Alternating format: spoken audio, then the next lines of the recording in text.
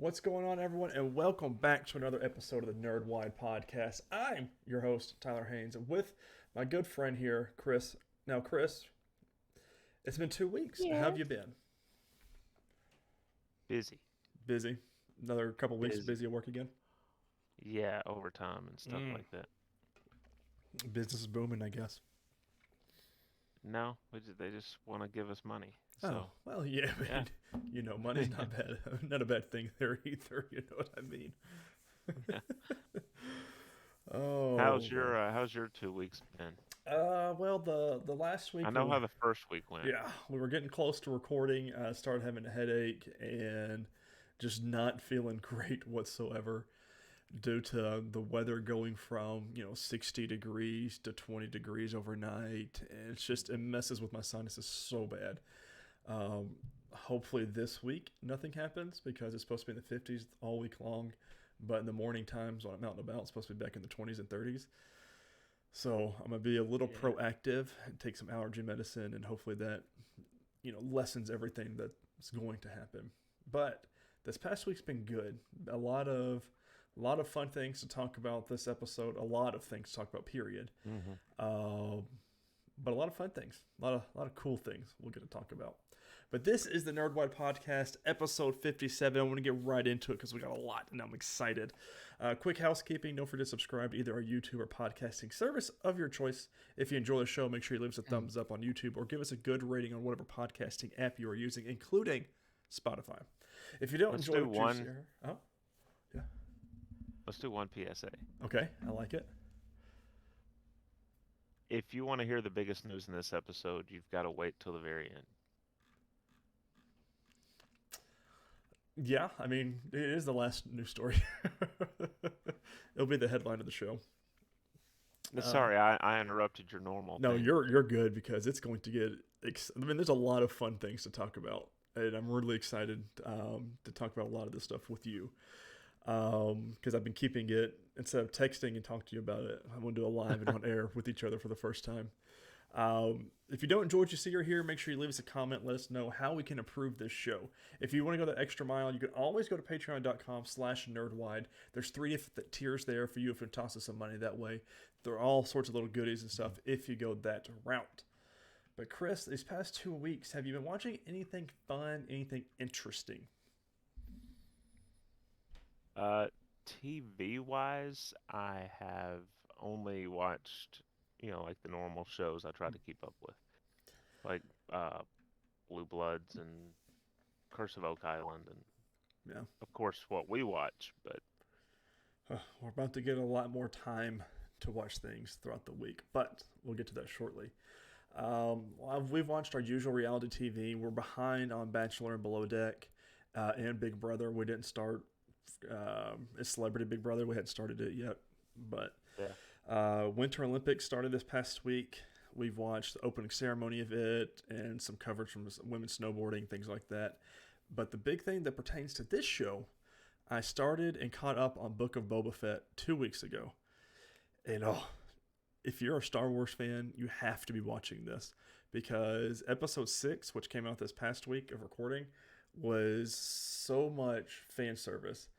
And there's spoilers all about. If you haven't heard anything about it now, I mean, you're doing something right. But it's so good. I absolutely love it.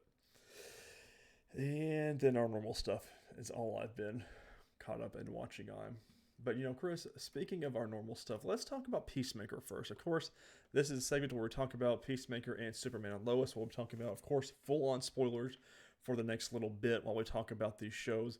We will be briefly going over the episodes that were 2 weeks ago, but mainly focusing on the episode that was happening this last week. The Peacemaker episode 5 was titled Monkey Dory. And this was a fun one.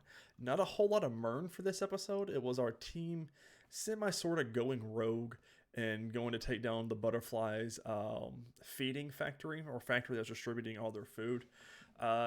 Really thought we were going to get a Gorilla Grodd moment for a yeah. second there, but it's just a random gorilla that was had a butterfly in his head, which may make sense. So Yeah. let's see here. Trying to see if there's We anything did. fun. What Mern we did get though was very important. Yeah, Adeboye using the X-ray helmet and finding out that Myrn is in fact a butterfly, and that one was We knew it. yeah, and I knew that was going to happen at some point during the episode, but oh, that was left a big cliffhanger because they were getting into a fight as soon as you found out, and that's what's rounded up into our 6th episode. The thing about this 5th episode that was a lot of fun was all of the killing and then the action scenes. I felt like were really well done, and they were a lot of fun to watch. And I feel like everybody had a key. Even Economos got to use the chainsaw to kill the gorilla, even though Vigilante's been wanting to use the chainsaw ever since he's been doing this. I thought that was hilarious. I mean, it's still a good show, which puts us into episode 6, which is titled Myrn After Reading. We deal with that little cliffhanger that Adebayo knows. We found out that what's her name knows as well. Harcourt knows, and so does Economos.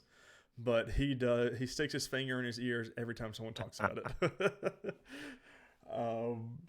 We found out though that the butterfly that Peacekeeper's been holding is the main butterfly, the one that's trying to mess everything up. Peacemaker's dad gets out of jail this episode. The police go after Peacemaker. They raid his home. They were unsuccessful catching him due to the police captains intervening. Although I thought he was a butterfly, but then he gets a butterfly in this episode inside of him. So I don't really know what that was about. Yeah, I don't. No, it doesn't make any sense. It probably will once we. Yeah, I don't know how that works. But then the not so shocking thing, we saw the White Dragon and his clansmen suit up at the end of the episode, and I was like, okay, we're going the double villain route here, which is great and all, but man, could they not make this character more racist? Like, period. What is it he calls Sophie? Oh Lord! He doesn't call her that. He's saying, as your people would say, like ching chong chop suey sticks or something like that. And what was her response? Try to find that one because that was. Oh, I can't remember. She came back at him. Yeah, and she clapped back hard. Yeah, and then her partner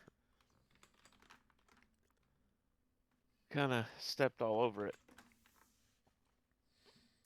Try to see if I'm awful with these names. Oh, we got a lot of characters to remember with a lot of our shows. Let's see. I wish they would have put it in here, but they, of course, don't.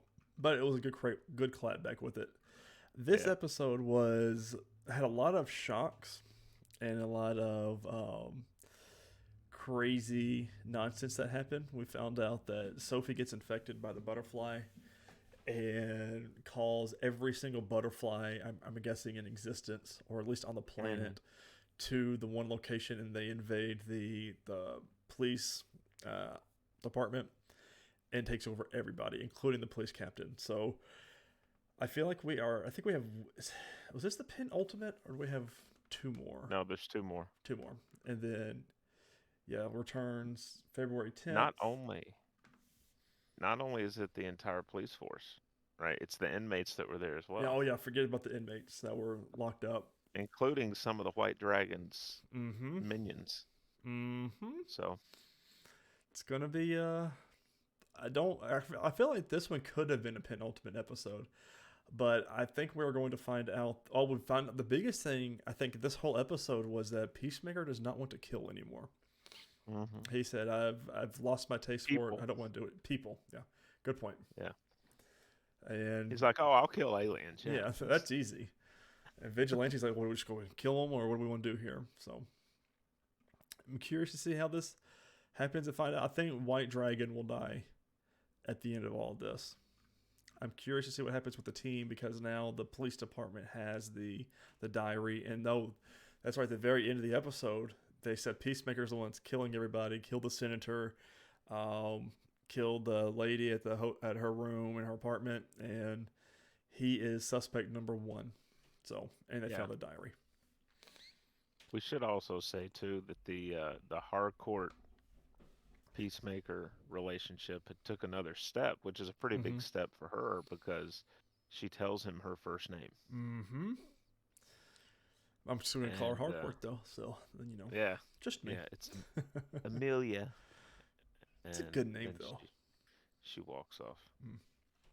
I'm excited to see where this goes. Still, I see them getting together probably in the finale.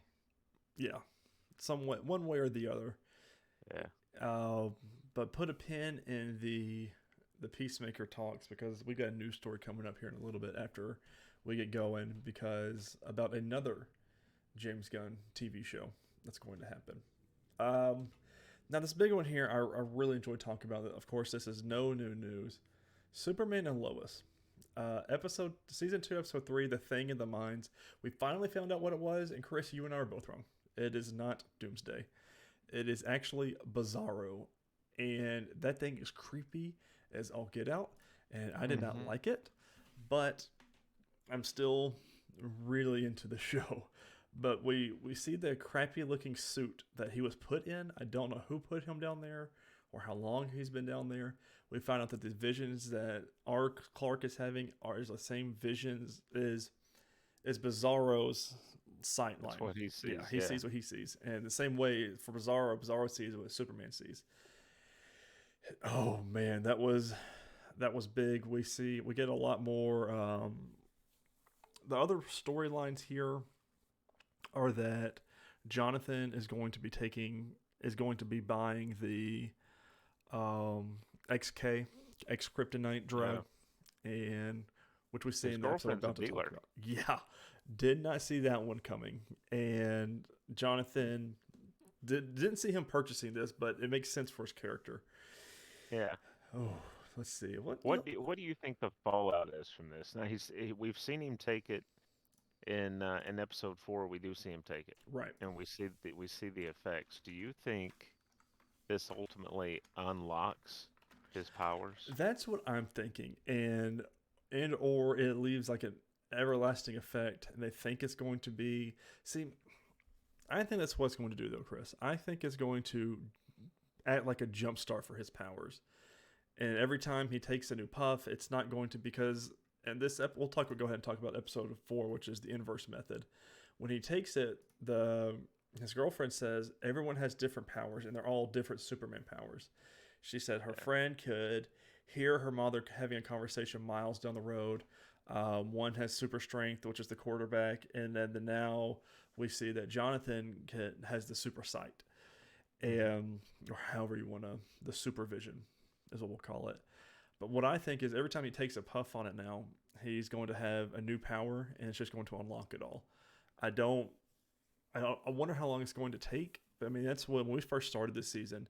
That's what my hope was Jonathan finally gets his powers. I could see this happening, or like when he uses it, it's dormant again when he's not using it. But a situation happens, and he knows how to use the powers, and it wakes up somehow.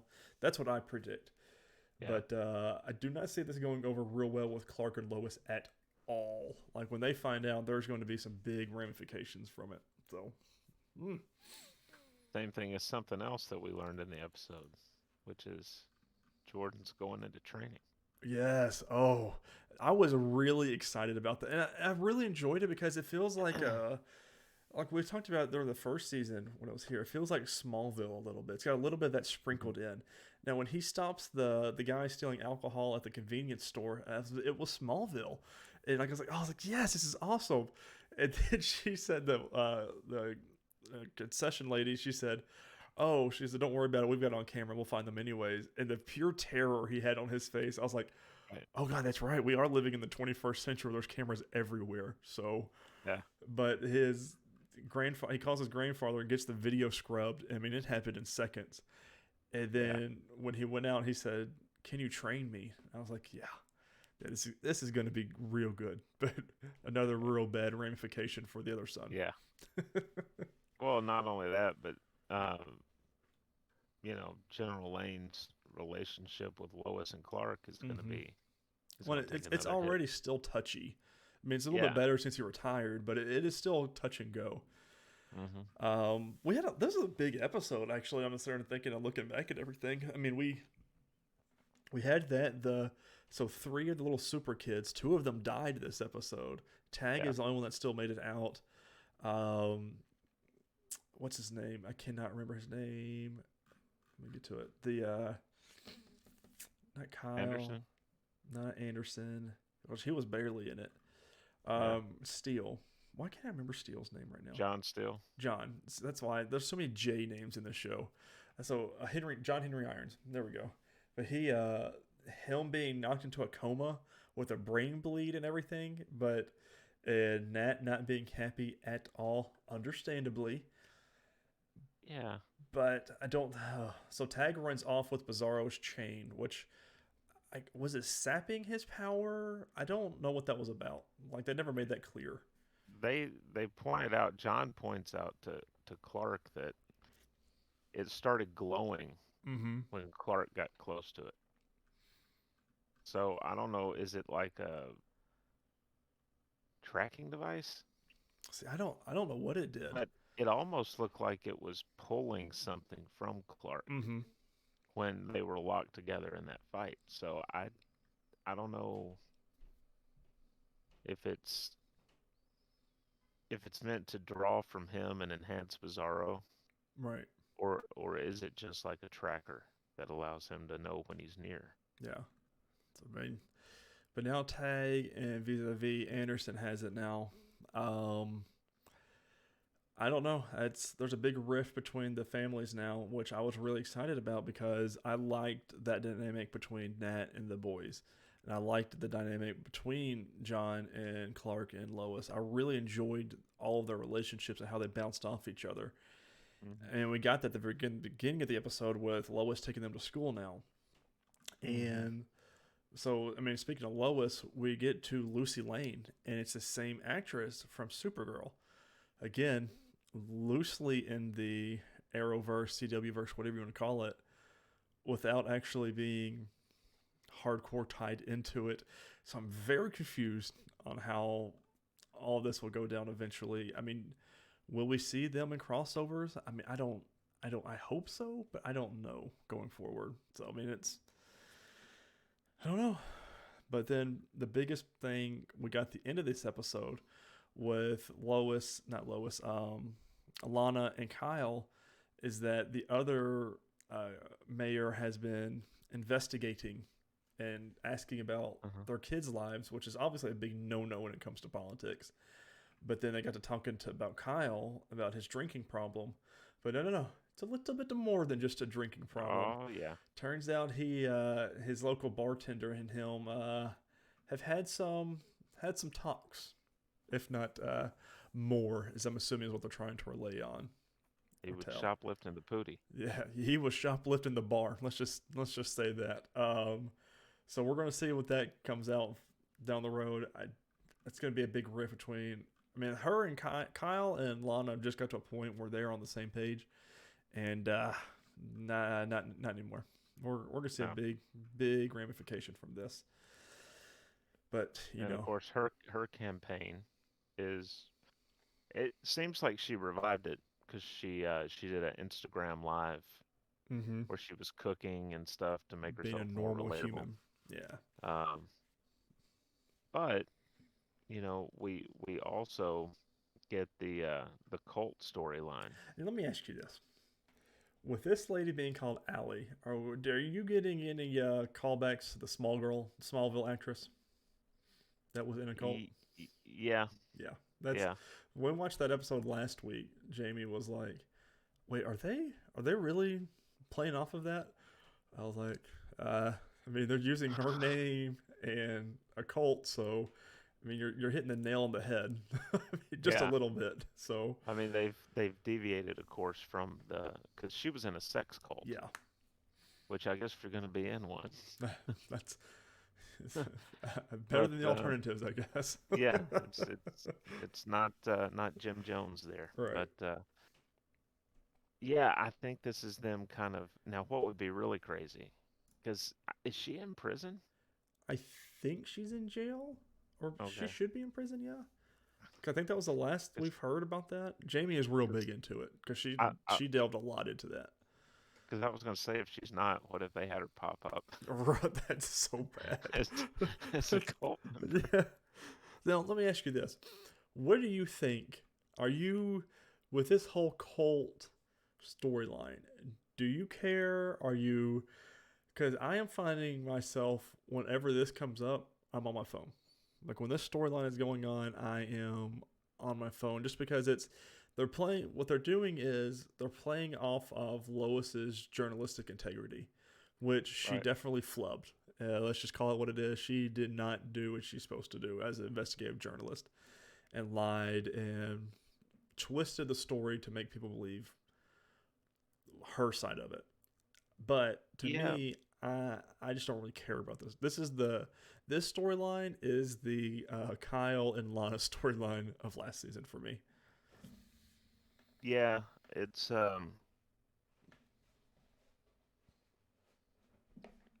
I don't know that it's necessary to do. Yeah, Um, there's other ways that they could have gone after her journalistic integrity. Um, I think making it about her sister kind of takes the sting away from it, if that makes right. sense, because I think we know that this cult leader that Allie, is it Ackerman? Is that her last name in the Uh, show? website I'm looking at, it's not saying. It just says Okay. Allie. So we know that she's who Lois says she is. We Mm-hmm. know that she's not a good person. So I mean, if you choose to drop a couple extra nuggets of information to twist that story to make it more obvious to people that she's not a good person, is that a bad thing? It's Right. like you're just trying to wake people up to the fact Yeah. so they don't fall victim to this. So I'm not seeing where we should be concerned with Lois's integrity as a journalist. I'm like, hey, it's still she's got to do what she's got to do. Right. It's She's family yeah. and She's all doing that. everything. Well, she found her sister almost dead in the bathtub from Right. trying to kill herself to get to the other side or whatever it was. And I'm like, oof. She was trying to attain enlightenment. And I mean, that's She my was whole going thing. to ascend, Right.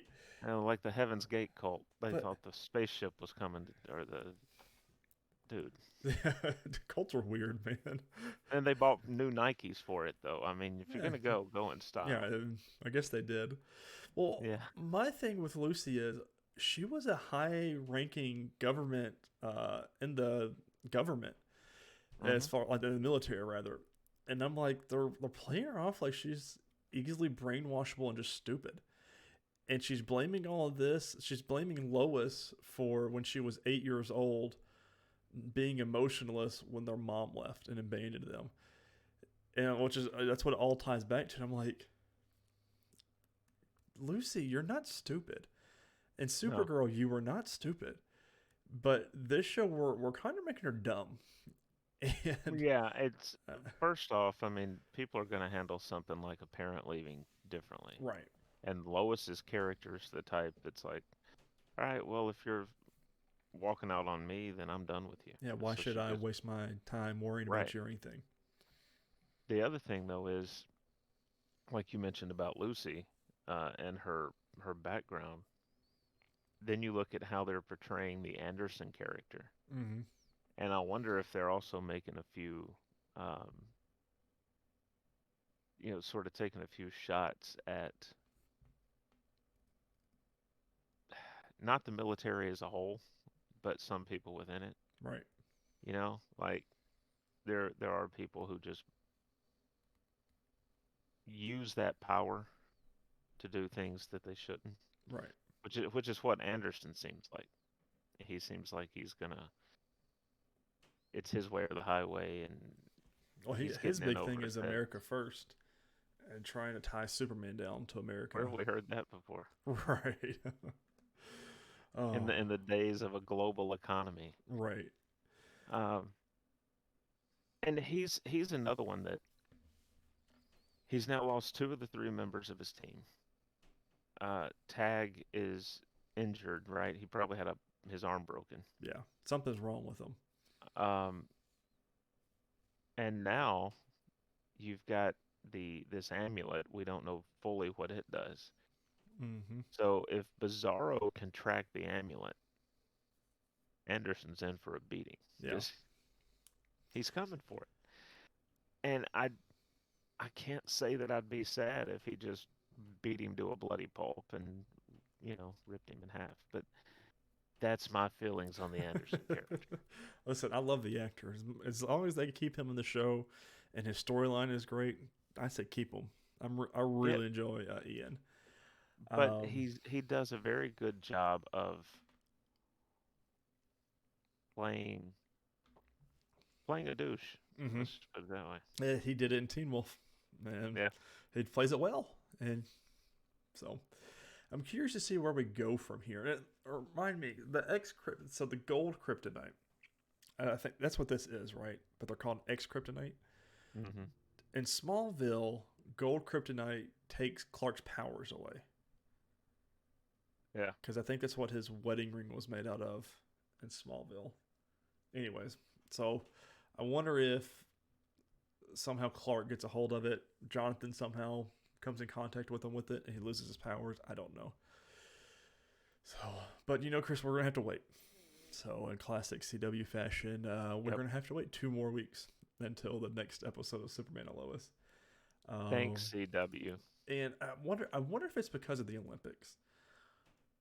But I don't know that the CW covers Olympics, so I don't really know.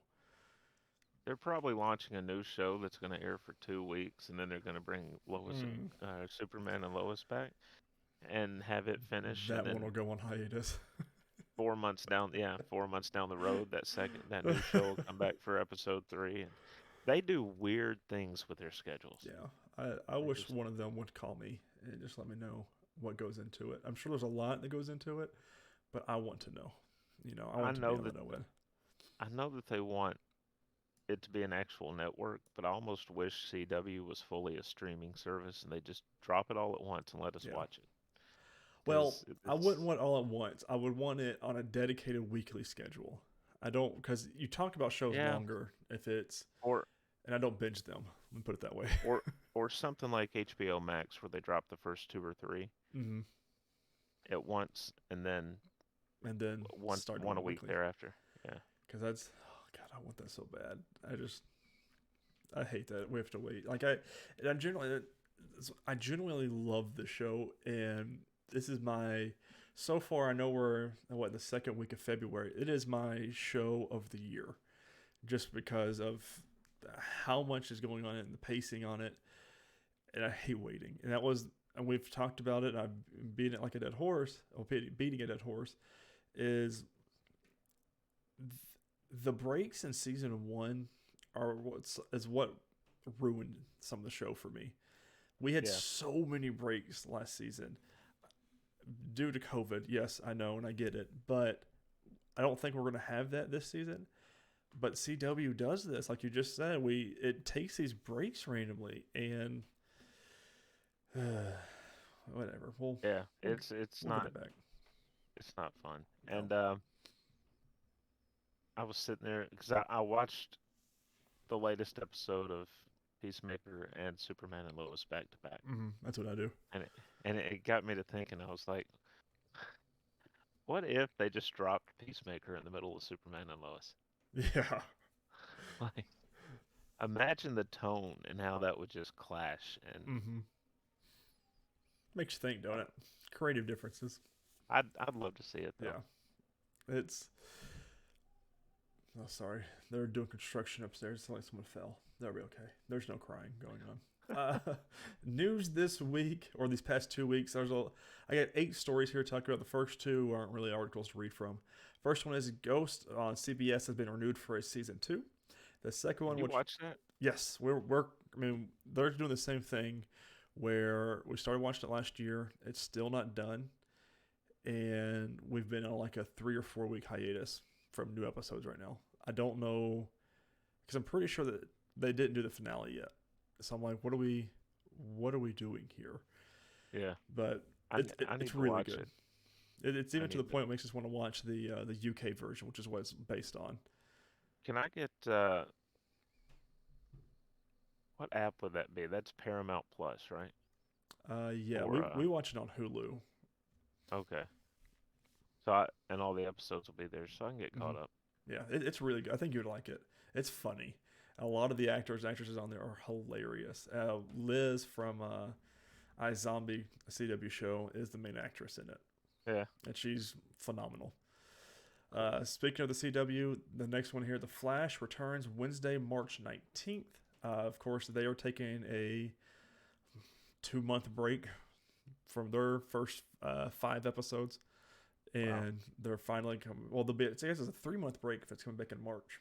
So I want to catch up on it, but I can't because it's not on anything. So I'll wait till it comes out on Netflix. And then this one, Chris, I really want to talk to you about. It kind of pertains to our show loosely, but number three, Peacock lost $1.7 billion in 2021, which is more than double from 2020. I'm going to Variety.com by Todd Spangler. Wow. NBC Universal's Peacock entering its third year of operation, sank deeper into investment mode Red Inc. in 2021, with adjusted losses at the streamer more than doubling year over year. NBCU parent Comcast outlined plans to boost spending on Peacock content even more in 2022 and beyond. Don't think that's the issue. Comcast, in reporting Q4 earnings on 2 Thursdays ago, revealed that Peacock generated $778 million in revenue for the full year of 2021, with an adjusted loss of $1.7 billion. That's compared with $118 million of revenue and an adjusted EBITDA loss of $663 million in 2020. For 2022, Comcast expects Peacock losses to total about $2.5 billion as its investment in content doubles, CFO Mike Kavanaugh said on the earnings call. Ooh. So, there's a couple of things I can think of here, right? One is a lot of the shows that would normally be on Peacock, I think, are still contractually obligated to be on Hulu, right? Right. Correct? Because there's a lot of NBC content over there, I Yes. think. Um, the other thing is for people like myself who still have cable proper, Mm-hmm. right? And I have Xfinity.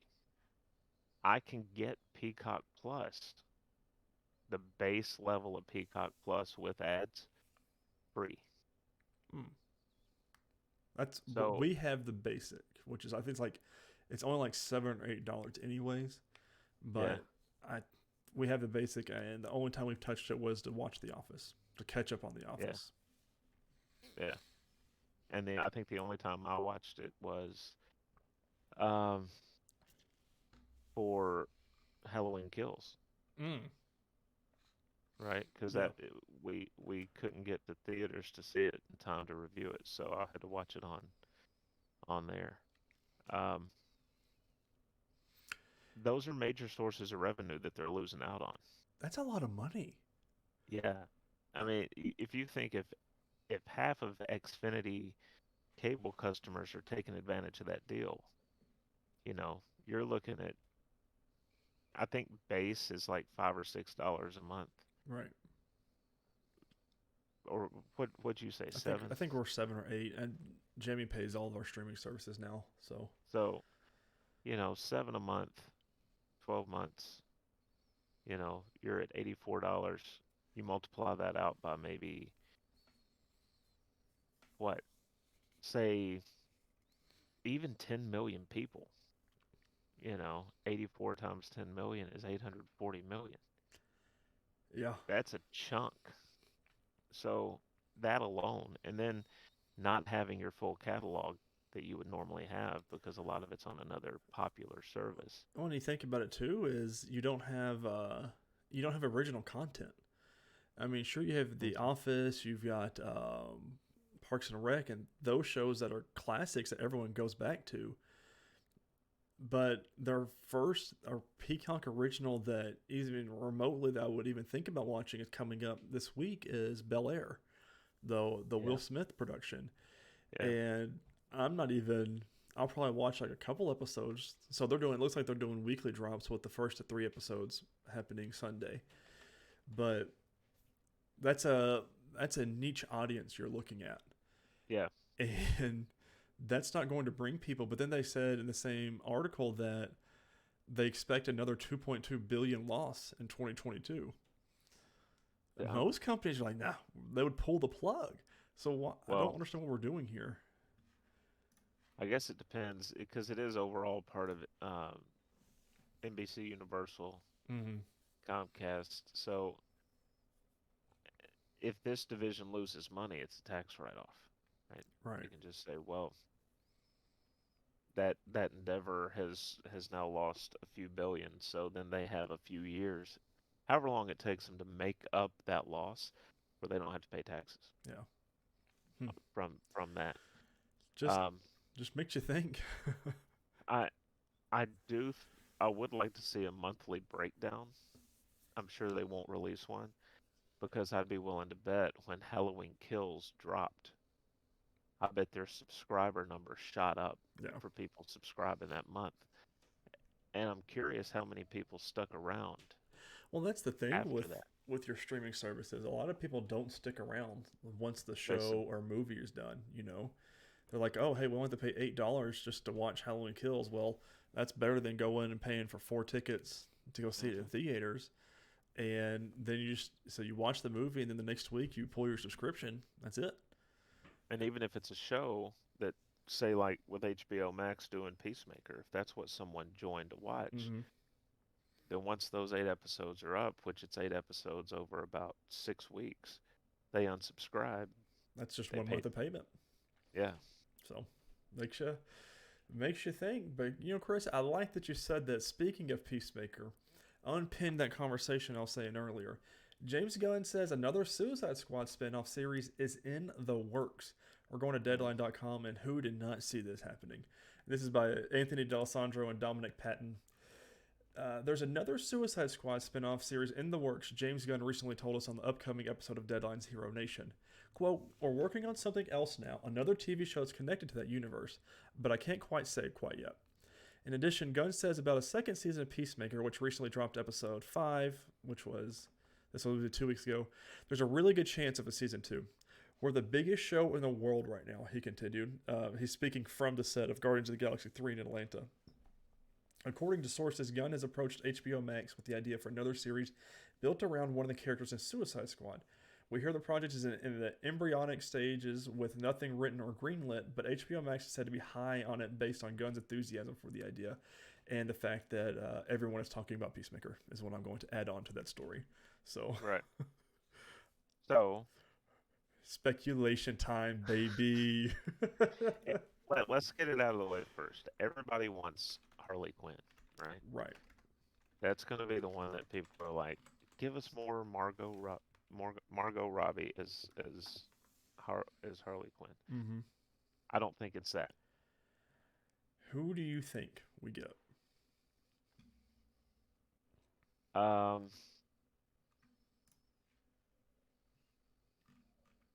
The funny answer would be Weasel.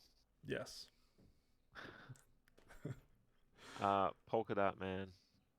Because Polka Dot Man would be a good one because he's still alive, right?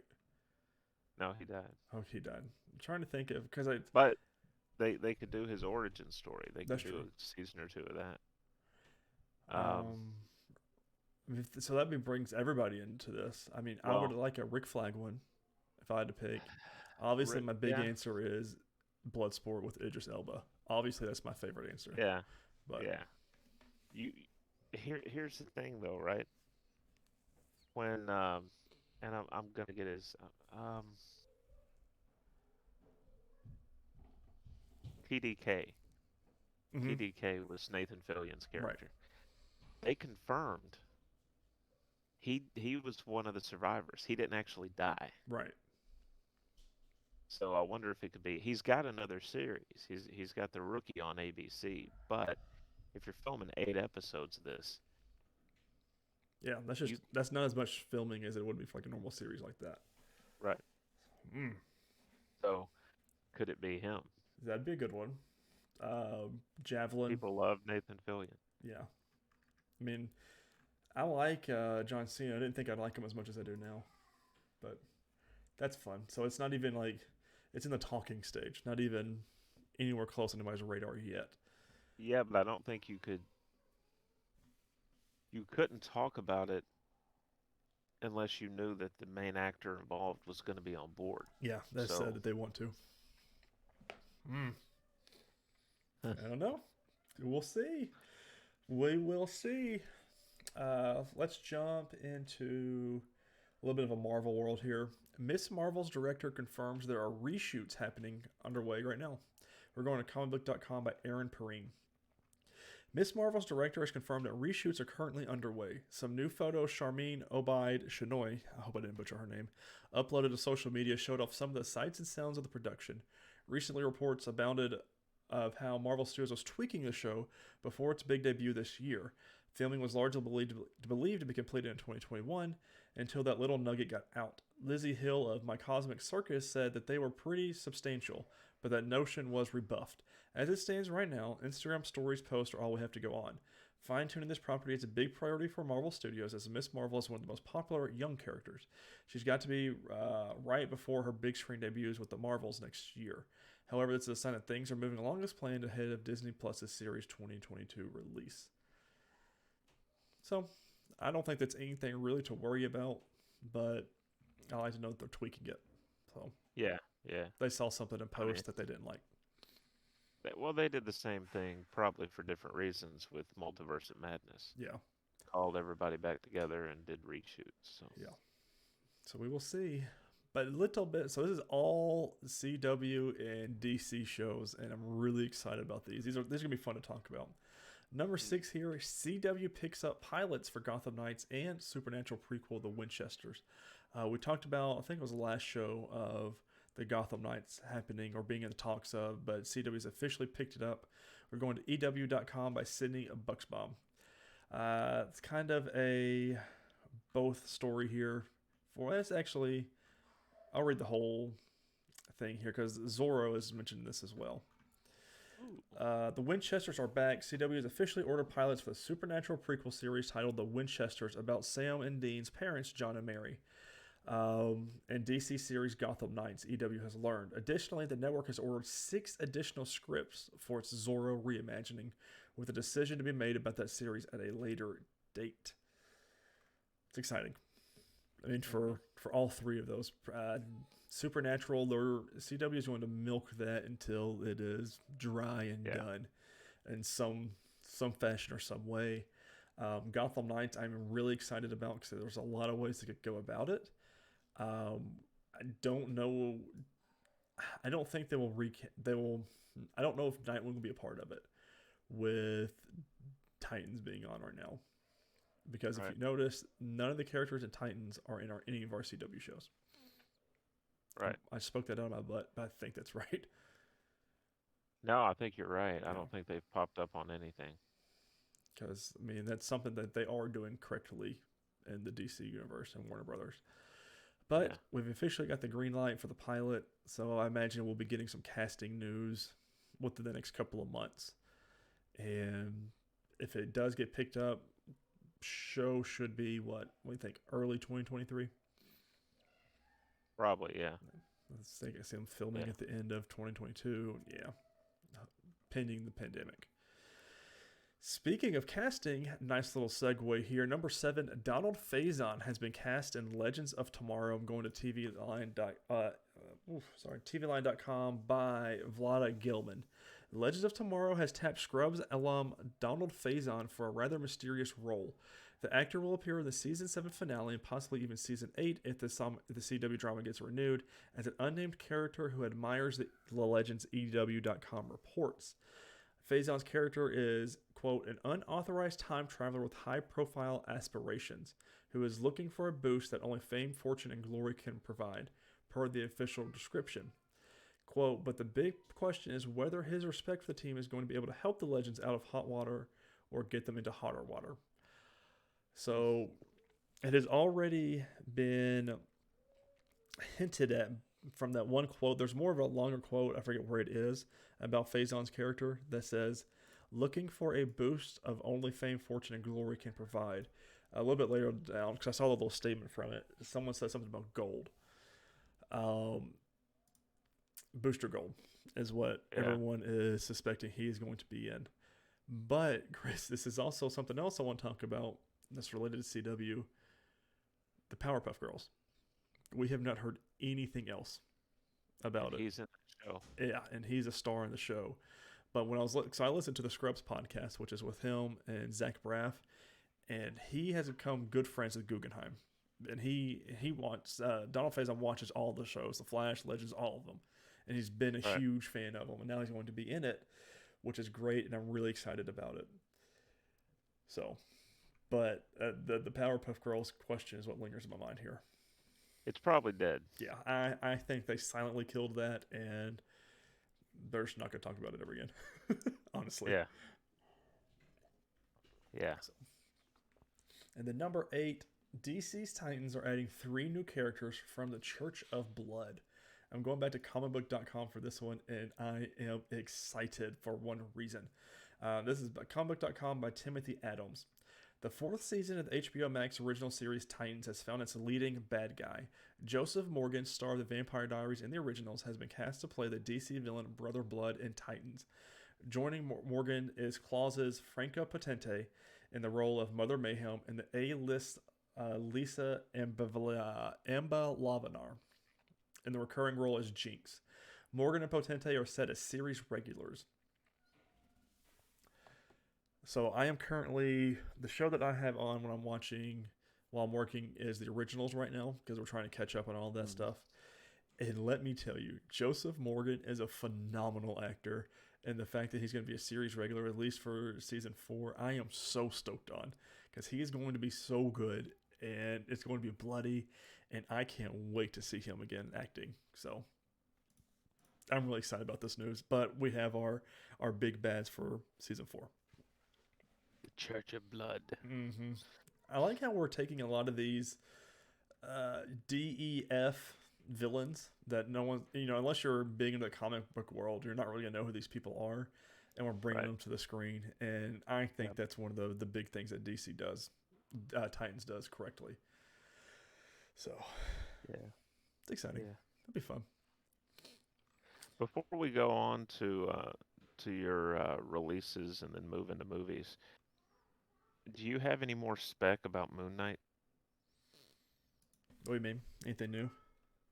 Yeah, I mean, there's been all this talk about who Ethan Hawke is portraying, because in the subtitles it says, it gives us a name, which is a name from the comics. But then at the same time people are saying that they think he's gonna actually be this other character. And I'll say I don't know. Like with Moon Knight, I'm semi trying to go in blind, because I don't know much about Moon Knight anyways. And so, like, if I read any of it, I wouldn't really know what I'm reading. And 2, I just want to be surprised. I wish with Spider-Man I didn't watch the second trailer that we saw with the unedited people out of it. That clearly someone was edited in. But this is our first Marvel content of the year, and so I'm trying to go in a little bit blind with my expectations real low, and I want to be blown away. So I haven't seen too terribly much on it, but on Twitter is where I mainly see anything. I haven't seen very many people talking about it on there either. Yeah. So it might just be the people I followed though. You saw the trailer, right? Yeah, I saw the trailer. Okay. That's something else. It's gonna be good. That's something else we got to talk about here in a minute when we do this releases. So for releases for the past 2 weeks, on Wednesday, February 2nd, Big Brother Celebrity Edition premieres. Thursday, February 3rd, Murderville, which I do want to check that out. Friday, February 4th is Reacher on Prime Video with our one and only Hawk, Alan Richardson. I'm really excited to start that. I've heard nothing but phenomenal things about it. Also, Friday, February 4th was the Winter Olympics opening ceremony, which I watched. It was great. Loved it. Wednesday, February 9th, coming up this week, the new season of Disenchantment on Netflix. And then Sunday, February 13th, is Bel Air premieres on Peacock, like we were talking about earlier. And it's also Super Bowl, was it 51? I think is what it is. Yeah. But, which brings my question, Chris. Do you think we're going to get any MCU trailers that we're not expecting on Sunday? That we're not expecting? Mm-hmm. Probably. I know that there's been talk that we'll get a Multiverse of Madness trailer. Like I said, we just get a new one of that one. I'm thinking last year was the big promo of all of the new shows coming out, like Loki, Falcon and Winter Soldier. Was there a third one? There was a third one last year. And Hawkeye. No, Hawkeye wasn't in it because they weren't done filming yet. But I remember we got like the super cut of all of them in a commercial. Like yeah. But I think that was it, really. When did the was that the Stan Lee narrated, or did that come after? I think that was after. I don't think they put that one on the Super Bowl. Man. You know, the one that made everybody cry. Yeah, that's guilty. that was me. I think that was after. I think we might have gotten a Black Widow trailer as well. So, if anything, I think we'll get a new Multiverse of Madness, and I think we'll get a new Moon Knight trailer. Or they just might replay the Moon Knight trailer again. And I don't know, a lot to be watching coming up. So yeah, definitely. I know I'll be comfortably watching on my seat in my couch. So we'll see what happens with it. You're not gonna pay $5,000 for a ticket to go to the game? No. Why? I don't care about either one of those teams. The Bengals I can't stand. I do not like that team whatsoever. So. Aw. I know. But they have Macaulay Culkin at quarterback. That's what JP says. I still don't like him. I think it's that's great the new he Tom overcame Brady. all that. Yeah. All right, on to movies.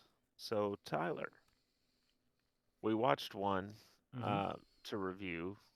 Did you watch anything else? I sure did. First one I watched was 21 Jump Street. Just offshoot, watched it. Still great, still holds up, still absolutely hilarious. And the second one I actually watched today, which was Jackass Forever. So Jackass, I've got a long history with. Watched it, way back in the day. I think I was in middle school when the show was on. No. I was in elementary school when the show was on. And when the last movie came out, I said it was 10 years ago. I was in middle. Oh, no, I was in high school. And then this one came out. And this one, to me, is how I perceived it as was phenomenal, hilarious. If you like any of Jackasses, you're going to love this one. But how I saw it was out with the old and with the new. Like, there's a new crew of friends that they kind of were in most of the skits and everything. So I feel like they're going to be the new Jackass group that comes through. So they're trying to give them the rub. Yeah. In this, so that they can take over and and keep making Johnny Knoxville money. Yeah, because Johnny Knoxville had a brain bleed off of one of the stunts on this one. Another one's testicle exploded. Which they didn't show any of that. Then Steve-O had. He got too. Yeah, and then there was a lot of male genitalia, a lot. So I mean, if you've seen any of the Jackass movies. It's Jackass. I mean, and there were a lot of funny things. And then there were some that was very painful to watch. But it was Jackass. But yeah, that's all I watched was those two. You definitely know what you're getting. Yeah, and if this is your first one, make sure you're over 18 because it's a lot. And not squeamish. And not squeamish because there's a lot of pain and a lot of funny pain. So. All right. onto our review. Now, this film, it's on Netflix. It just came out recently, right? So I don't know how deep we want to get into the spoilers. Um, Uh, we don't have to get too deep. Not to the,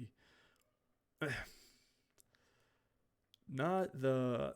Because I'm trying to think. The end is kind of a spoiler, but you know what's going to happen, yeah. anyways. So, I So the film is Don't Look Up, and it stars. It's got a great cast. It's phenomenal cast. Leonardo DiCaprio, Jennifer Lawrence, Meryl Streep is in this. Kate Blanchett is in this. Jonah Hill is in this. Um, I Timothy know I'm forgetting. Chalamet. Yeah, Timothy Chalamet.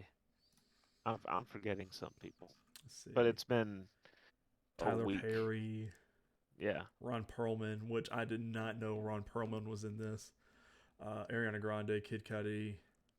yeah. I think that's about We all can leave Ariana Grande out. It's okay. of Um,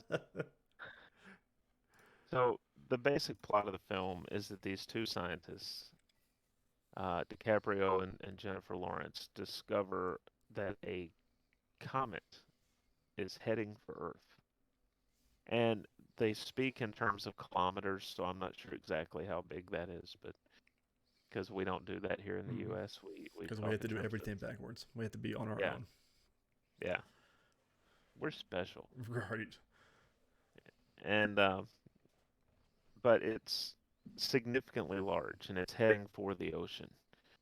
A direct hit that's going to cause tidal waves, tsunamis around the globe, and is basically going to obliterate human existence. Mm-hmm. Um, and the response from the government. Meryl Streep plays the president. She was hilarious in this movie. Jonah Jonah Hill plays her son and chief of staff. Mm-hmm. A lot of points that this movie Yeah, is making. a lot, A lot of a pointing lot of fingers they're doing. a lot of points being made. I'll say this, in an effort not to give too much away. The film makes a number of points, and one of them, if you're familiar with Leonardo DiCaprio's activism, it's not going to be surprising that this part of this is an environmental point.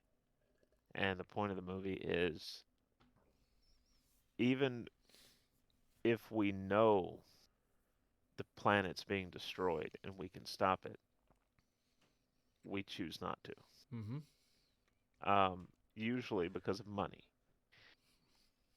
And the the political points made very much deal with a president who's incapable of understanding what the job is only worried about popularity and money, Mm-hmm. and who puts their own family members and friends in high ranking positions, regardless of whether they're qualified or not.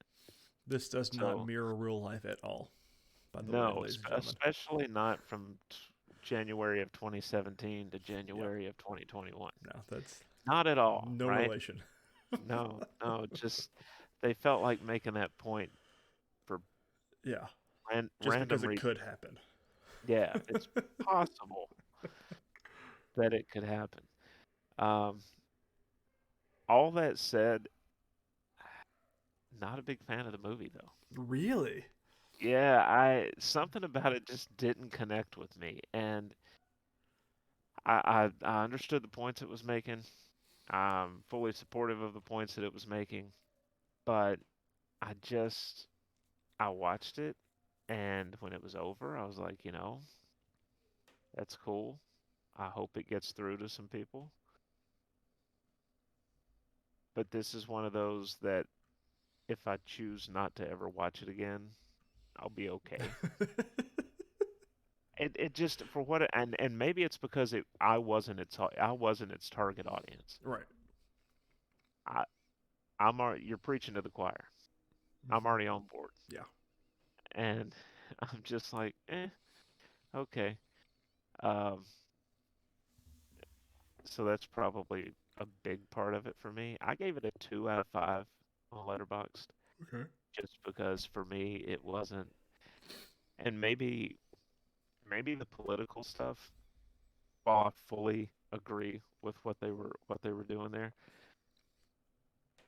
I think I'm still traumatized from Yeah. those 4 years. Yeah. So I'm like, I Yeah. don't want to think about this right now. Yeah. I, I think so. For me, I enjoyed it. I'm right there with you. Uh, Not the target audience. Again, I know what they're trying to say, and they did it really well. Hmm. But like some of the storylines in it with Leonardo DiCaprio's uh, him and the news anchor, I Yeah, was like, I don't really know why we put this in the movie, um, but yeah, the ending very predictable. Besides the two post credit scenes, which was both, I don't know how is possible, but what hit me was it is so realistic because if that would have happened 2 years ago, hmm, it would have happened the exact same way. yeah. This It, would have been a documentary. yeah, and that scares me. Yeah, But I mean, it was a good, well shot movie. I mean, if you want to watch it, and you like these actors and actresses, absolutely watch it. yeah, I gave it 3 stars on Letterboxd for me, but yeah, a lot of it was okay. This hits a little too close to home because this is exactly yeah, what would have happened, and yeah. I don't like it. I mean, down to the point to the billionaire wanting to get even richer Yeah. off of it, and I was like, oh He's god, like, no, we can make all this money, right, and you've got DiCaprio and Lawrence, their characters sitting there going, the planet's gonna be destroyed. right. Your math is wrong, and none of this adds up. So you're gonna fire the person that's telling you arguing against it, and Mm, I mean, shocker, doesn't yeah, work. But yeah, don't look up. I don't think I'll be watching again one more time. So yeah. It's there, and just as a warning, which I don't know.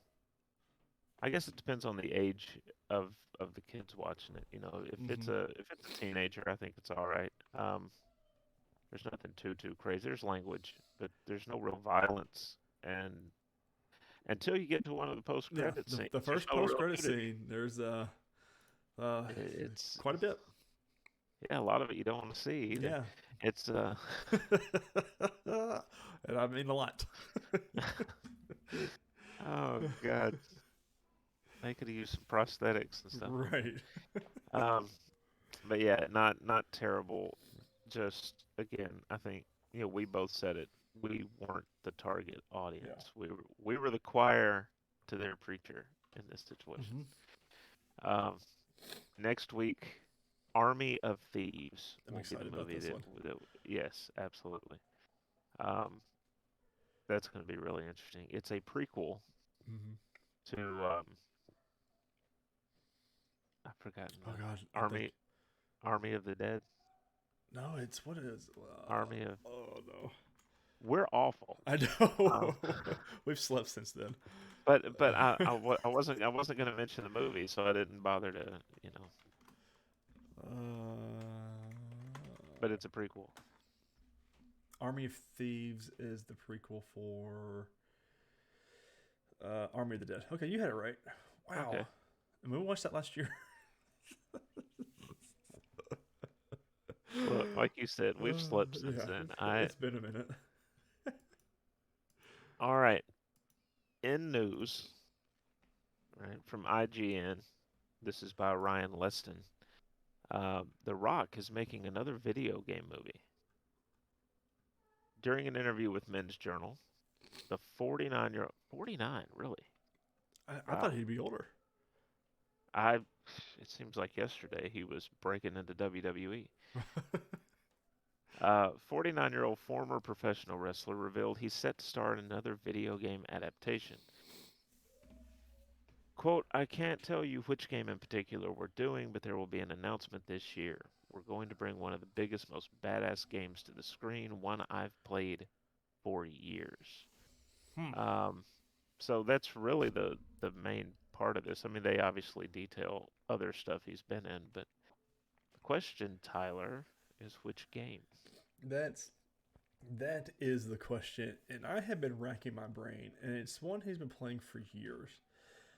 Call of Duty. Call of Duty is one that he could easily be in. I mean, he's been in Rampage, Doom, the Jumanji, if you really want to call him that. So it makes me want to think older, but he says he's been playing it for years. Everyone says it's going to be Fortnite because his character just released in Fortnite, where he's been a masked superhero in the game to an extent for like 5 years. So I don't know that that's when you say I've been playing something for years, I think you a think decade old plus. game. Yeah. Yeah. So I don't know. But he says we'll know about it later this year. I just Ooh, Contra. Contra. See, Contra would be a good one. I mean, that's even one I'd want to watch. But so you have to. I don't know if it's like arcade games or if it's like video game, like new era, because he's done Rampage, he's done Doom, and he says it's a very badass character. Oh, Wolfenstein would be a really good one. Yeah. I'm sitting and thinking about that. Oh, Yeah. Wolfenstein would be really good, and him being BJ Blazkowicz. Okay, that's my answer. Wolfenstein. Killing Nazis. Who's not going to want to watch that movie? Right. I think I'm going with my initial instinct of Call of Duty, but because he's perfect for that too. Well, because you have to do that'd be the Activision deal shouldn't mess with that at all. So. All right, here we go. From Deadline and Mike Fleming Jr. New Line moving forward with Mortal Kombat sequel. Moon Knight scribe Jeremy Slater scripting. New Line is getting back into a fighting stance on a sequel to Mortal Kombat, the action-adventure film based on the blockbuster video game franchise. The studio has hired Jeremy Slater to write Mortal Kombat 2. Slater was the head writer on the Marvel Disney Plus series Moon Knight, which stars Oscar Isaac, Ethan Hawke, and Gaspard Ulliel, the French actor who passed away recently in a skiing accident after the series' first season had been completed. Slater is also writing to direct Thread for Screen Gems with James Wan and Atomic Monster producing. We knew this was coming. A sequel. We knew this was coming. Yeah. I enjoyed the first one. I can't remember what I gave it. I want to say it was like 2.5, 3. Probably more like 3 is what I came in at for my rating. That was during our Letterboxd days, wasn't it? Well, it's still technically Letterboxd days. Well, I mean, when we were doing Letterboxd. I was more on top of it. Nope, I didn't put it in last year. So let me see. I'm excited about it. I mean, I think we're gonna get Johnny Cage. It is obvious off of the post-credit scenes or the ending scenes of it. I'm curious to see if we follow the same. Was it Liu Kang? Who we followed last time? I'm curious to see if we still follow him or how we're going to do this. But I am excited that we are getting Mortal Kombat 2. And I say, especially with the Moon Knight writer, which of course we don't really know much about until Moon Knight comes out, how well it's going to be written. But it is a different writer from the first movie. Yeah, I'm just looking here because I thought I had put it in. Oh, I did. I gave it 2.5 stars. Good call. If I remember right, my thoughts were that it's what you expect it to be. Yeah. It's nothing that's going to blow you away. I mean, we'll see though. Like you said, different writer, maybe some other twists and turns, and see what happens. Yeah. Next up from Deadline, Red 1.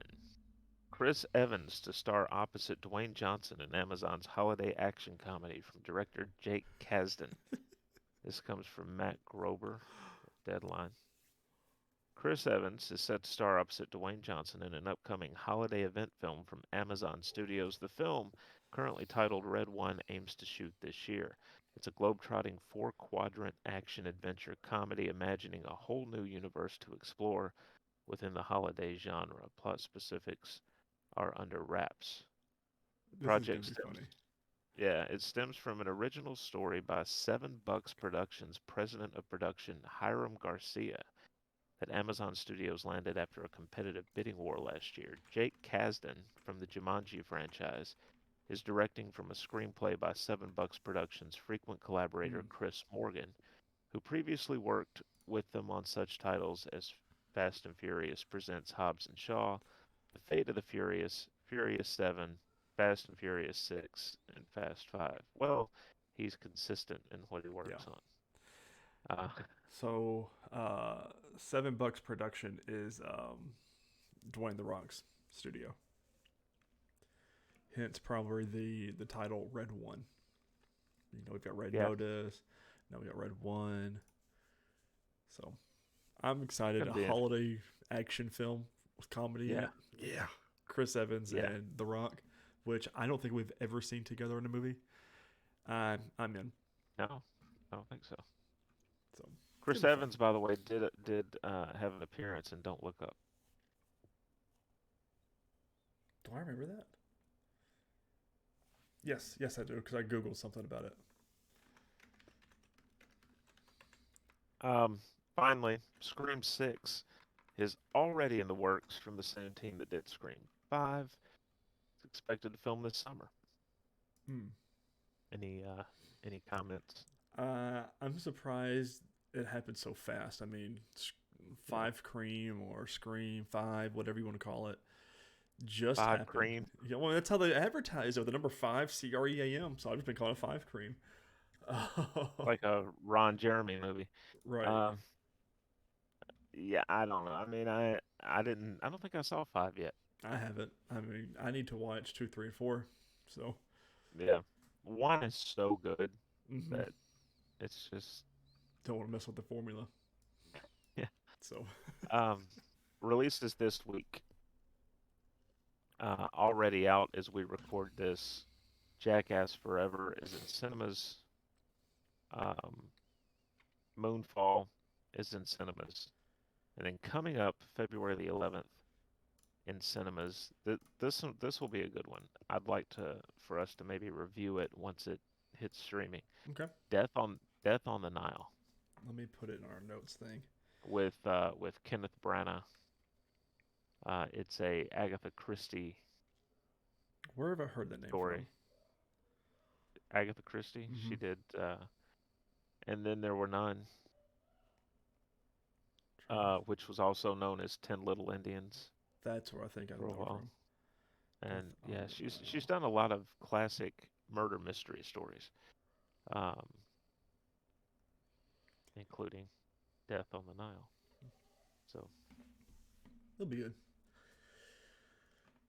All right, Chris. Vidya Games. We got some news to talk about, but I want to know: have you been playing anything fun? um, I've jumped back into Assassin's Creed a bit more, Yeah. making more progress. Um, I'm trying to think where I left off because I think I'm over halfway through the story, Okay. the main story. Um, but I'm on the Isle of Skye. Okay. Yeah. For So sure. I just encountered who I thought was going to be Ranvi, but it turned out to be Cassandra, I think. Oh, so you're doing the little that I haven't even done that part yet. Because Oh that yeah. that's they just put that in the game. Oh, No. so I took a detour and didn't know it. Yeah. They put that in November. I think is what it was. November, December. Because that's recent. I haven't even done it. And so what's really cool about that is they put a side story and side quest in Origins. So you can do that and you meet Eivor. But now on our game on Valhalla, Valhalla. you can find her in this game. So I haven't even done it yet. I was gonna wait until the new DLC was getting close because I've done everything else in the game at this point. So Right. besides the new tomb stuff, Now I'm really confused as to where I'm at because but and that's one of those games I couldn't really help out with because it is so long. Like, and a yeah, lot happens in it, especially in the post DLC world as well. So I'm like, I mean, I can't help you there. yeah, yeah. I have been so this is I've already started my early year of bajillion games coming out. So Pokemon Legends Arceus came out and told you I was gonna be playing it. I'm here to tell you I've already beaten the main story. I am on the epilogue on the game and trying to collect all the Pokemon. And let me tell you, that game is phenomenal. It's a top three Pokemon game for me just because it is so new and open world. Yes, the graphics do not look good. They look like PlayStation 2 graphics on the Switch, but which is very disheartening because the Legend of Zelda Breath of the Wild was on the Switch. Yeah. So how did we come? How did we get to this point? But the new all the new stuff in it is so much fun. The story is okay, but I'm on the epilogue part of it, and I still have a lot to do to catch up on. But I beat the main story in less than a week. I mean, while I was sick last weekend, that's all I just sat on the couch and mainlined that while watching TV. And Yeah. then this week came out on February 4th, which we'll get to here in a minute as well. Dying in Light 2. Never played the first one. Open world parkour zombie game. Fun. I am Yeah. having a lot of fun. Reported when the reviews came out, a lot of bugs, which they patched a lot of things. But so the first night I played it, Friday night, I already had two crashes. One was starting it up for the first time when you hit new game.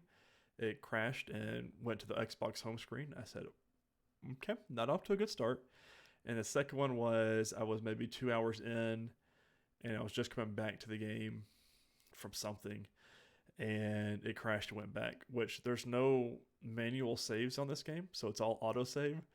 And it Mhm. scared me. I was like, no, no, no. I don't want to play another 3 hours of this from the prologue again.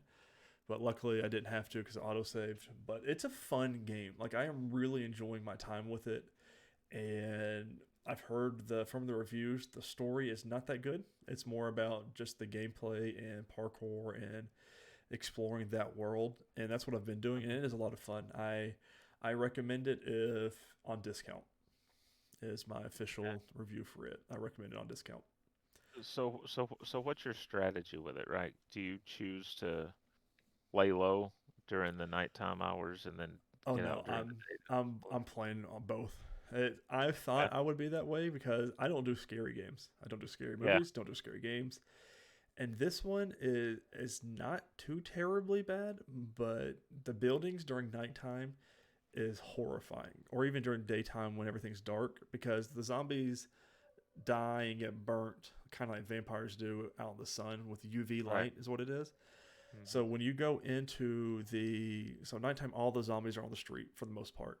But if you go during the daytime, they've got these dark zone missions where you go into these buildings and you're getting materials and things. But all the zombies are inside the buildings because the sun's up. But it is so dark in there, you have to use a flashlight. But the zombies, if they see the flashlight, they're gonna come to you. So you use like a kind of like an eagle sense that you use in Assassin's Creed. It sends out a little ping, and you can see the outlines of them. But that's the only scary parts for me. Everything else is fine. I mean, they've got their little special zombies, but I'm enjoying it so far. And Yeah. I don't even think there's one jump scare that's happened to me yet. And the jump scares that I've noticed are very predictable. I'm like, okay, something's Uh-huh. about to happen here. So Right. that's so far, and I might be 5 hours into the game. So That's not bad. no, and I'm trying to play as much as I can before 2 weeks happens because I am not going to be playing any other games. So that's just Oh, I remember the last major thing that happened to me before I took that detour okay. in Assassin's Creed. We find what we believe to be um I always forget the name of Ivor's brother. Oh, is it Sigurd? Sigurd? Sigurd. Yeah. We find what we believe to be his arm. Oh yes, that takes Oh, that's uh, takes some fun turns there. so I'm not sure exactly where I'm at in the main story, but Uh, that's I'd say you're a little over halfway. okay. Yeah, because do that. Yeah, I think a little over halfway. About Cool. 65%, I'd say. So some fun times ahead, though, for sure. You've got some fun things happening. Speaking of fun things, first news story here. This is from 2 weeks ago. Microsoft CEO states more than 20 million people have played Halo Infinite and 18 million people have played Forza Horizon 5. I'm going to TheVerge.com by Mitchell Clark.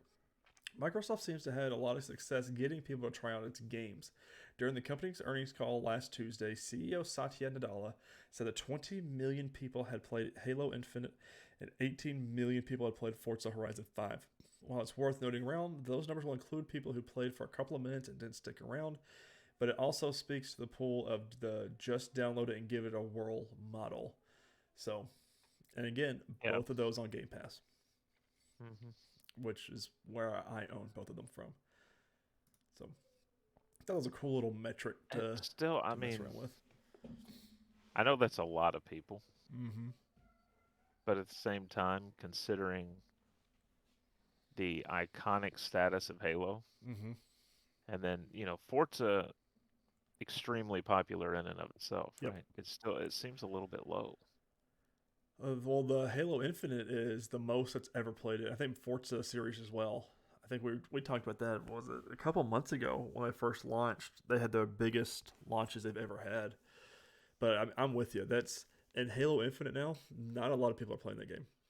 Like their numbers are getting lower and lower every week because there's no new content. And they Yeah. even last week or 2 weeks, maybe 3 weeks ago, they pushed back the newest season for online another month. So Well, and like you've talked about before, we're getting to that season now where we're starting to get a bunch of these releases. yep, You don't have new stuff coming out, you're people are you're gonna gonna lose forget them. about it. Yeah. I'm one of them. I mean, I think halfway through Halo's campaign, and hmm yeah, I mean, I had Pokemon come out and Dying Light come out, and I I don't have that itch to return to Halo to try and beat it out yet. It's gonna go to my Right. backlog until probably the winter to try and play it just to beat it. So Winter is coming. yeah, and oh, we'll see. I mean, this February is stacked, and March is stacked as well for video games. Yeah. And especially with the next 2 weeks, 2 to 3 weeks coming up, was particular for me with Destiny and Horizon Forbidden West. I mean, there is my those are my games until the summer. So everything else is going to take a back burner. Speaking of February games, February monthly games for PlayStation Plus are UFC 4, Tiny Tina's Assault on Dragon, Keep a Wonderland's One Shot Adventure, and for PlayStation 5 owners, Planet Coaster. Probably one of the weakest PlayStation Pluses, Yeah. really. So, I mean, I don't have an itch to play any of those. So, No. but No. so here's the big news that you mentioned earlier at the beginning of the show. Sony buys Bungie. And I put on our docket here in all caps because this is huge. Bungie being the developers for my favorite game of all time, Destiny. This is big news and one I have kept my eye on close to. But first, we're going to go to TheVerge.com by Jay Peters to talk about it. Sony is buying Bungie, the developer of Destiny and the original creator of Halo, for $3.6 billion. The only part I don't like about this article, quick sidebar, is this next sentence. The acquisition arrived shortly after Microsoft's announcement that it intends to acquire Activision Blizzard in a deal worth $68.7 billion. These deals take months and months and months, and a lot of people are like, "Oh, Uh-huh. this is only because they're buying Activision." And I'm like, Mm-mm. "No, this has been going on for a while." So, This was, I'm sure that they entered negotiations because of Microsoft buying other studios, yeah, but it wouldn't have been that deal. right. So I could see it potentially maybe the Bethesda deal early Yeah. last year. I think that Yeah. could have been like, "Ooh, we need to talk to somebody." Yeah. But anyways, Bungie will continue to independently publish and creatively develop our games. Bungie CEO Pete Parsons writes in a blog post.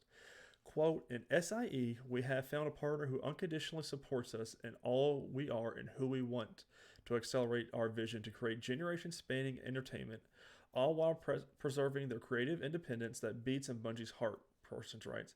Like us, SIE believes that game worlds are only the beginning of what our IPs can become. Together, we share a dream of creating and fostering iconic franchises that unite friends around the world, families across generations, and fans across multiple platforms and entertainment mediums. So, a lot of this happened. I mean, this happened last week, and this was even big enough for you to even send me a text message, make sure I was aware of this one. So Bungie also said they'll continue to be a multi-platform and independent studio and publisher, and it will sit alongside the company's PlayStation Studios developers, Jim Ryan, the president and CEO of SIE, which he said in a post on PlayStation blog. Bungie's world-class expertise in multi-platform development and live game services will help us deliver on our vision of expanding PlayStation to hundreds of millions of gamers. A lot of things were questioned of, will Destiny be on every other platform still? Will new Bungie games be on the other platforms? So what, in all the articles I've read and seen and all the statements from CEOs and head of the companies, things like that,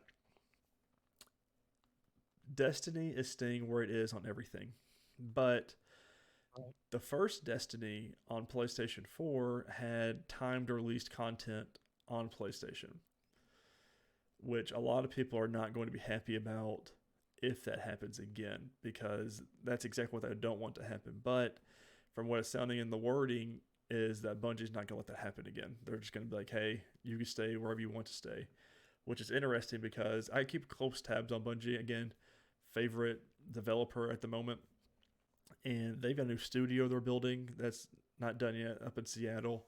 But this is what I really enjoyed. Forums.com is where I'm going for this one. And this is by, Paul Tassi, another huge Destiny fan. And this was this last week.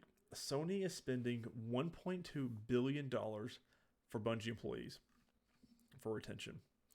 As part of Sony's quarterly report this week, we got an additional piece of the puzzle as to why exactly Bungie cost them $3.6 billion.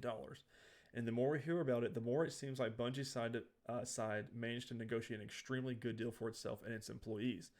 This all started with a surprise confirmation that not just Destiny 2, but future Bungie IPs would remain multi-platform with Bungie, retaining publishing independence.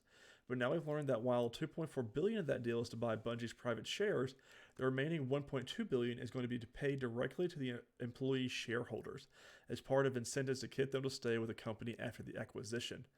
This is potentially huge, given that Bungie is a company with about 900 employees. The napkin math works out to $1.3 million a person, but obviously that's not how this distribution is going to work. More will go to higher level executives and those who have been with the company a long time. Less or nothing may go to on the more ground employees or new hires. The payments will be made over a number of years, provided the employees stay with Bungie. That's still huge, though, that they're giving $1.2 billion back to the employees. And again, obviously the O's will get more of it. The people that have been there longer, your management staff, but you're putting all this money to say, hey, this is nothing to worry about. This is a good thing. And I think that says a lot to Sony and on Bungie's behalf. So I'm really excited about this news because we're now going to be getting Destiny movies, Destiny TV shows, hopefully is what I'm more so wanting. Because not just being with Sony, you're with Sony production studios now. Uncharted movies, your Venoms and things like that. That's them. And there is so much in Destiny that could be blockbusters and huge TV shows. I mean, Bungie just said last week that for the new Witch Queen expansion, there was 1 million pre-orders for it. And that's just the base number. And each expansion, I think, is $35. So, I mean, that's $35 billion. But that's 1 million different people that have bought to play this new expansion. You've got a lot of people that are going to watch the shows. So, yeah. Oh, it's going to be huge. I can't wait. This is a great deal. Of course, I would have loved Bungie to go back to Xbox. That's dream situation. But now we've got the upside of a production studio-wise for TV shows and or movies. Uh-huh. So. Well, and you told me that not only is it your favorite game, Destiny, but it's favorite game of someone very important at Microsoft. Oh, yeah, Phil Spencer. Phil Hmm. Spencer and a lot of people are saying, oh, you take one of the mascots from PlayStation with Crash Bandicoot and Spyro. Well, we're going to take Phil Spencer's favorite game. People are making fun jokes about that. But even Phil Spencer was congratulating the team. He said, this is really great, you guys. Very happy for you all. And I'm like, Yeah. this is going to be fun. But yeah, Phil Spencer is a diehard Destiny player. So, and he's So always every playing time it. he puts money into the game, he's going to be paying Sony. Yeah, in theory. So, but I mean, we own Xbox owns Activision at this point. So, who's the real winner Yeah. here? Yeah. Notable new releases these past 2 weeks: Dying Light: Stay Human, released on February 4th. Apex Legends: Defiance, the new season for Apex, comes to everything on February 8th. Ollie Ollie World, the little indie skateboarding game, comes February 8th, which reviewed really well. Rumbleverse, the wrestling game, February 8th. And Sifu, PC, PS5, PS4, comes out February 8th. Whew, that was a big show. I loved it. I'm excited for next week, even though we are not getting Superman and Lois. We will have Peacemaker and whatever fun trailers we're going to get during the Super Bowl. I'm hoping for a lot. Expectations are low because we haven't heard anything yet. Uh-huh. But we'll see. I know Super Bowl has not been what it used to be, although the halftime show this year is going to be very excellent, and I'm all here for it. So, Yeah. ladies and gentlemen, thank you all for listening and watching the show. This has been this week's episode of the Nerdwide Podcast. Don't forget to share it on all your favorite social media platforms, and forget to rate and review this podcast on your favorite podcasting services, again, including Spotify.com. Speaking of social media, you can follow Nerdwide at nerd_wide on Twitter. On Twitter, you can also follow me at Ty_Haynes and Chris at MavTN7. If you're on Facebook, just search in nerdwide.com and you'll find our podcasting links there as well if you're on Facebook. As always, this has been this week's episode of the Nerdwide Podcast, and we cannot wait to come with you next week for episode 58 and hopefully some new trailers and things to talk about. Later, guys.